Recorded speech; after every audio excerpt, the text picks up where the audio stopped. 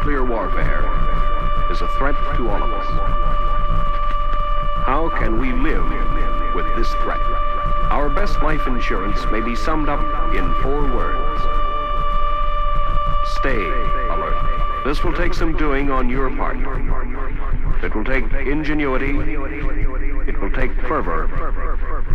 It will take the desire to survive. And it need not take a lot of money. All you'll need is shelter and common sense. Nature packs more power into a thunderstorm, a volcano, or an earthquake. Since we like our foods concentrated and readily available for use, we might label our nuclear weapons instant death. There's no doubt about it. If you live within a few miles of where one of these bombs strike, you'll die instantly. You'll also die if you live downwind from where the bomb falls, even a few hundred miles away. It may be a slow and lingering death, but it would be equally as final as the death from the bomb blast itself. You'll die unless you have shelter. Shelter from the intense heat and the radiation that is the byproduct of a nuclear explosion. Some of this radiation disappears in the twinkling of an eye. Some of it lingers for thousands of years. You must have protection against that radiation. A home shelter can provide that protection. The Office of Civil and Defense Mobilization has given long study to the problem of home shelters. It's been found feasible, practical, and also fairly cheap. Thus, the President of the United States has urged a program of home shelters. The OCDM has provided plans for them. They're contained in a booklet called The Family Fallout Shelter. And booklets will be found with this record out. Let's assume bombs fall before you have time to prepare a shelter in the belief atomic war will never come. We can always hope that man will never use such a weapon, but we should also adopt the Boy Scout slogan, be prepared. The first alert is sounding. You hear it in the background. What will you do? There are 3 courses of action open to you. They'll vary in different sections of the country. Evacuation can lead to massive death tolls if carried out in big cities by panic-stricken people. In some places, you're advised to leave the city or the target area if it's known. In other places, you're told to seek shelter in pre-established areas or go to your own family shelter. For since the advent of the intercontinental missile, the time available for evacuation now can be measured in minutes instead of hours. So, off to the shelter. Listen to civil defense instructions. Stay tuned to the Conelrad channels 640 or 1240 kilocycles, whichever you can hear better. If you have not provided a shelter in your home, some protection against fallout can be provided in a basement. If you don't have a basement or a storm cellar, seek a room in the center of the house, away from windows. Listen to civil defense instructions. You should have a battery-operated radio and an extra supply of batteries in case of power failure. It's quite possible that radioactive fallout will be quite light in your area, extremely heavy in others. Your civil defense authorities will tell you. It may be safe for you to leave your house after a few hours, or it may be as long as 2 weeks or more. 2 weeks with very little food or water, tension, unaccustomed closeness. 2 weeks with sanitary facilities most likely not operating. No lights, no phone, just terror. But you will be alive to enjoy these small problems. Many thousands may be dead and wounded. Hunger, thirst, and disease will follow a bomb attack. We can help control these conditions by preparing a home shelter and by being informed. That's why this public service recording was made, to help you survive. Under certain conditions, a person can live without food for 2 weeks if he has water. Medical authorities tell us that the psychological factor is worse than not eating. It's the fear that kills faster than starvation itself.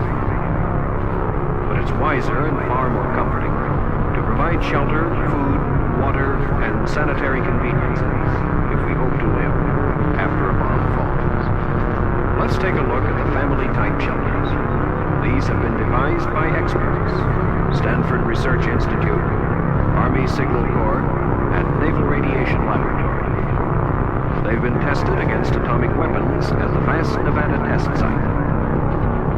There's the above-ground double-wall shelter.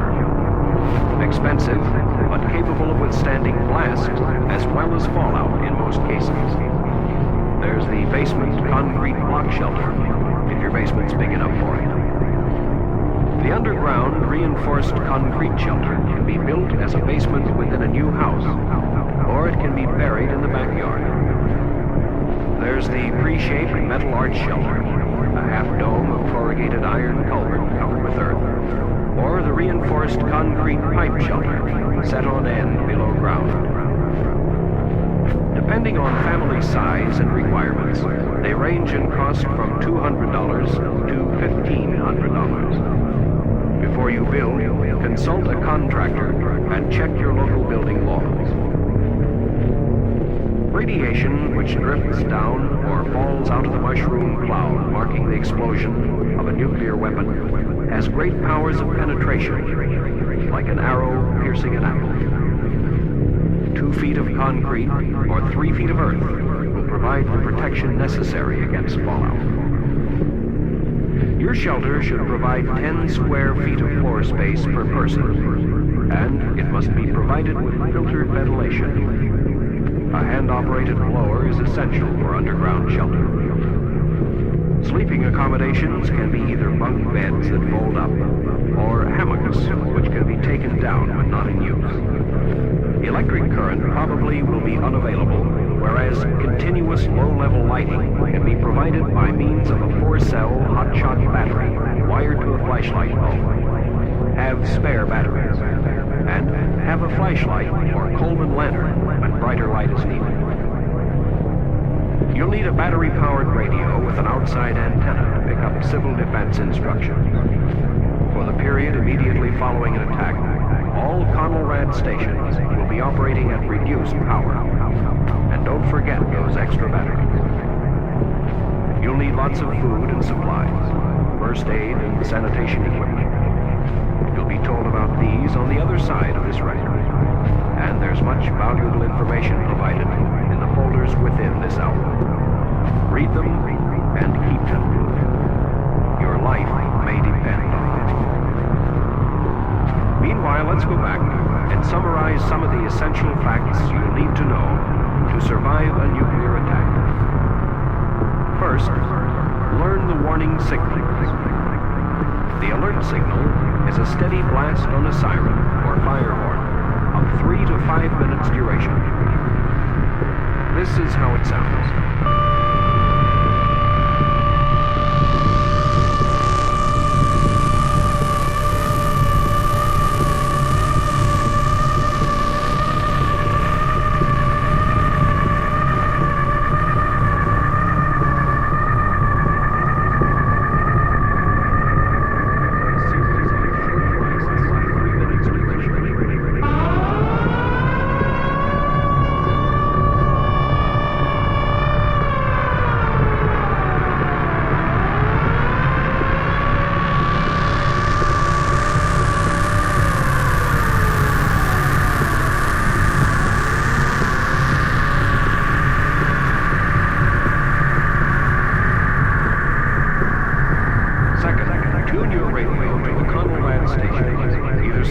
1240 or 1240 kilosites. Listen carefully to the instructions. Your life depends on how well you follow. Do not use the telephone. Third, assemble your family. If your children are at school, they'll be cared for. Or if there's sufficient time, they'll be sent home. People who are at work will either go home or to a shelter provided for them. Fourth, know how to store and purify water. Tightly capped jars of water will stay palatable for about 3 months. Replace the water regularly. Canned water also is available. Fifth, know what foods to store and how to prepare them. Your shelter's provisions should emphasize high concentration of food value rather than volume. It should preserve well, and it should be easy to prepare. Foods canned in metal or glass will stay in good condition for 6 or more months if kept in a dry, cool place. Use small cans. You'll have no refrigerator to store leftover food for another meal. You'll need a canned heat stove. Have plenty of fuel for it. 6. Know how to dispose of human waste. 7. Know how to decontaminate. And 8. Make sure that some member of the family knows the fundamentals of first aid and have a first aid kit in the shelter. Be alert. Stay alert. Then your chances of living longer are multiplied 1,000-fold. Turn this record over and learn why a shelter program may save your life.